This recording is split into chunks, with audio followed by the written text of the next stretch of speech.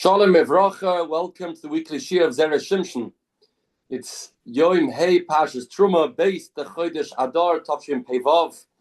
We've entered the month of Vanapechu VaChodesh Ashenepach Miyagoy L'Simcha, a month that we can turn around every situation and be Zoicha to Yeshua's L'mayla Mederech HaTeva.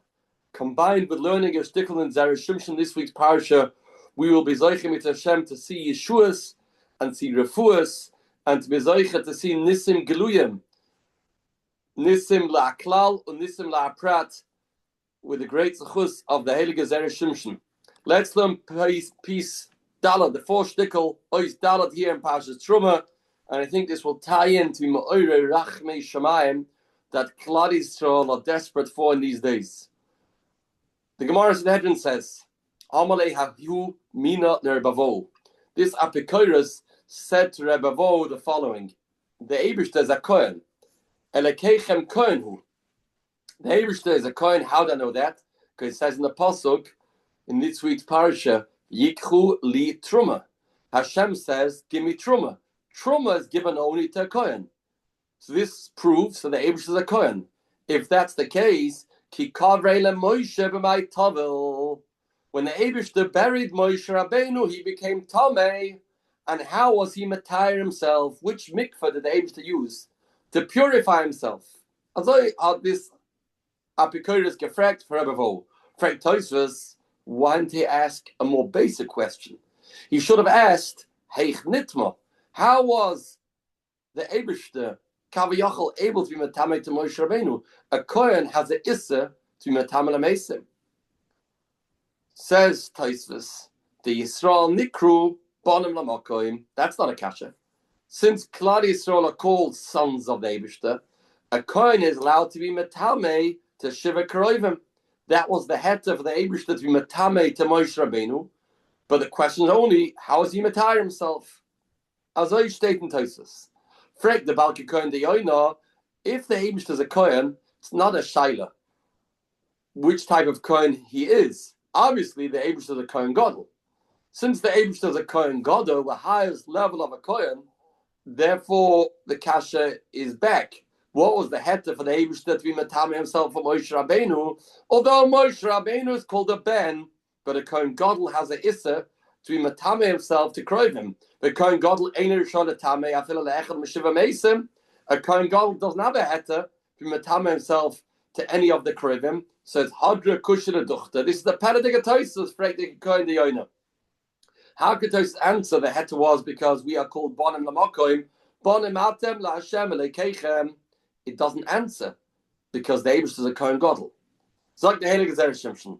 I would like to understand the Tosfos as follows. Listen to this geonis. Ubir divreim lechoirahu. The answer is as follows. The Gemara says in Masechta Soita Daf Yud Dalet.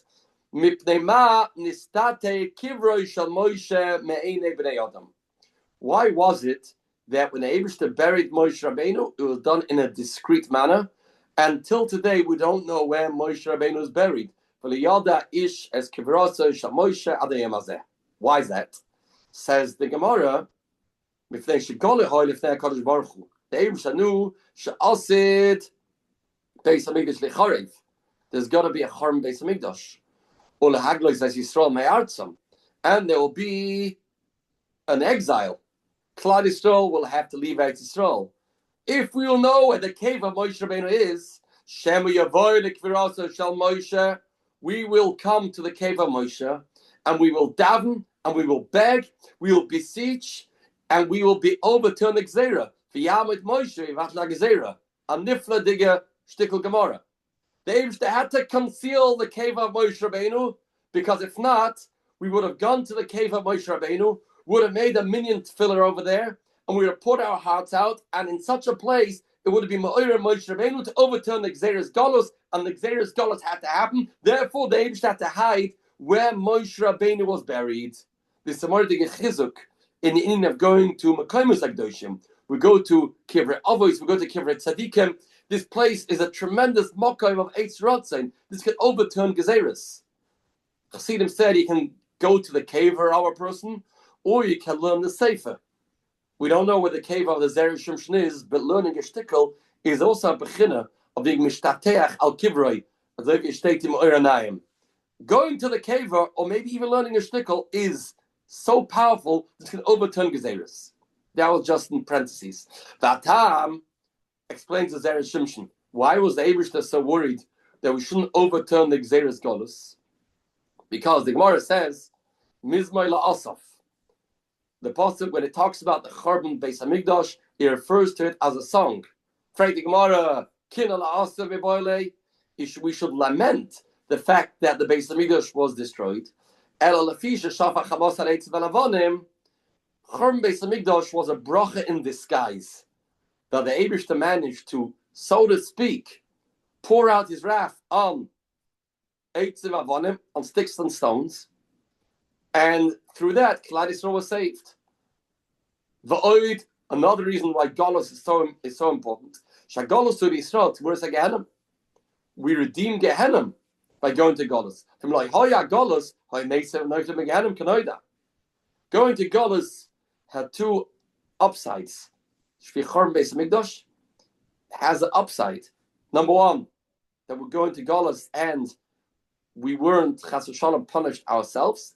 Number two, that redeems the punishment of Gehenna that's way harsher. In Cain, adds Zera Shimshon, mitzvah Rabbi Hila has the kiver of Moshe Rabbeinu. That's why we have to hide the cave of Moshe Rabbeinu in order to ensure that we should go to Golus, and that will ensure that Klal Yisrael won't be lost, and that will ensure that we won't have to go to Gehenna. So how did the Eibishter do this? The only way to do this was through the fact that the Eibishter b'chvoida v'atzmai buried Moshe Rabbeinu. If you'd have a Chevra Kedisha do that, then it would get known. People will find out where it was done. So the reason why the Eibishter had to bury Moshe Rabbeinu himself was in order to save Klal Yisrael. The Eibishter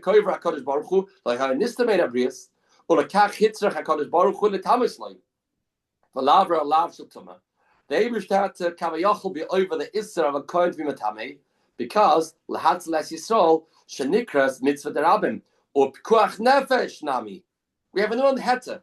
What the heta was for the Eibishter to matamer himself to bury Moshe Rabbeinu was the heta pikuach nefesh.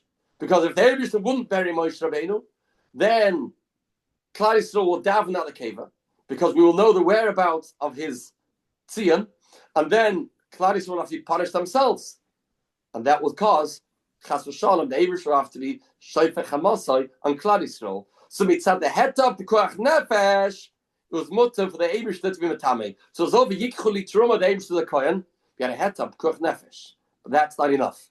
Ach kosher, Damrina on pay kam the Shabbos. A person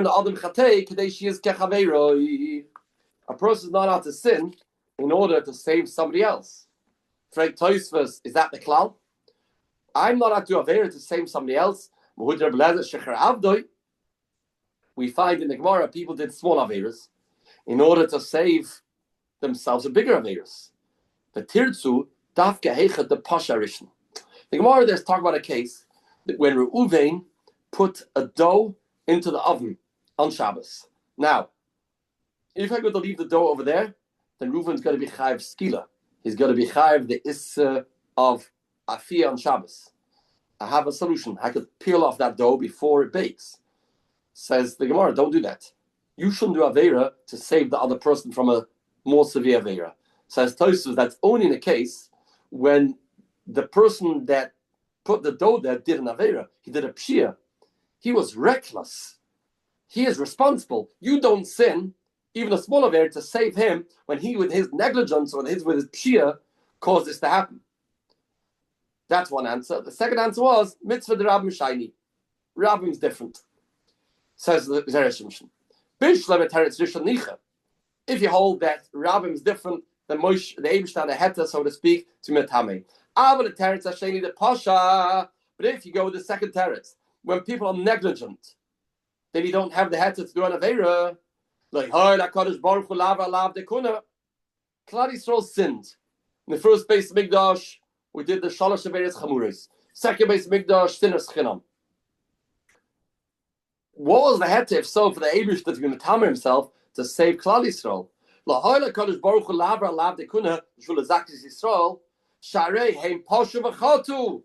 They sinned and they were pesheya. ve'ein oimrim chatei b'shvil sheyiskach haveiroi. As I frag the Zera Shimshon, which is the big Kaddish, and if anybody understands this piece, I'd like to know what's the connection. Here we're talking about Pekuach Nefesh. Pekuach Nefesh is a different story. Pekuach Nefesh is a different heta. And I think the understanding is, if a person causes his own punishment, then it isn't the heta Pekuach Nefesh.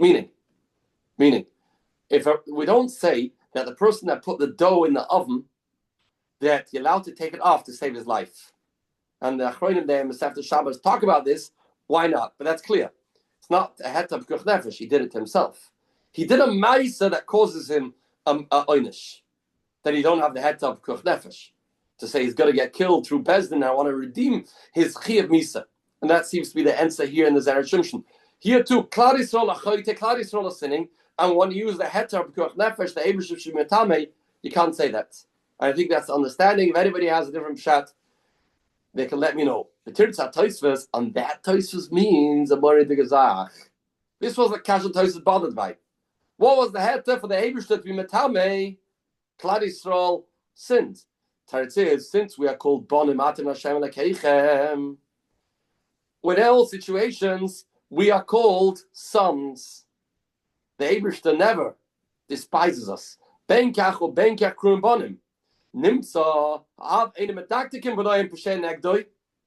A father has a feeling of mechila or slicha. There's no such thing. A father has such a close relationship to his son. He feels so close that he doesn't view the son's act as a pshi against him. As the pasuk says, "Karachim av abonim." Therefore, the Eibishter doesn't view the act of Klal Yisrael as a ma'aser pshia, since we have a concept of kol peshuenu techasa ava. The Eibishter loves us unconditionally, so the Eibishter doesn't look at our ma'aser of our aveiros as a pshia. The Eibishter will find justifications. The Eibishter will find the mudes chus. And that's what Tosfos means. Of course, the heta of the Eibishter Metame was based on Pekuach Nefesh. But Pekuach Nefesh is not a heta if we were Posheya. Says Tosfos, the Eibishter doesn't look at us as we are being Posheya because we are called Bonim. So Tosfos doesn't mean we're called Bonim, therefore we are related, and that's the heta to be Metame. We are called Bonim, and since we are Bonim, therefore we're not viewed as being Poshim. Since we're not called Poshim, therefore the Eibishter has a heta to be Metame in order to save us. Dvarim neflaim ad ma'od.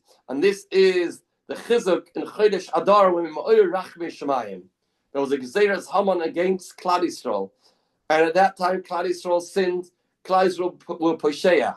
We overturn this Gezerah by bringing back, so to speak, the Rachmei Shemayim of Kerachim of Albonim. And in Chodesh Adar, a Chodesh of Vanapachu, we get this level of rachmim, of turning things around by being ma'orei, the rachmim of the Eibishter al Ama Yisrael. So the Eibishter helping the schus of the Zera Shimshon Yamad Lanu, the schus of Chodesh Adar Yamad Lanu, and this Chodesh should be bring mapeiches to all the tzaros bechlala beprat and v'schusa agadol yagan aleinu a good Shabbos.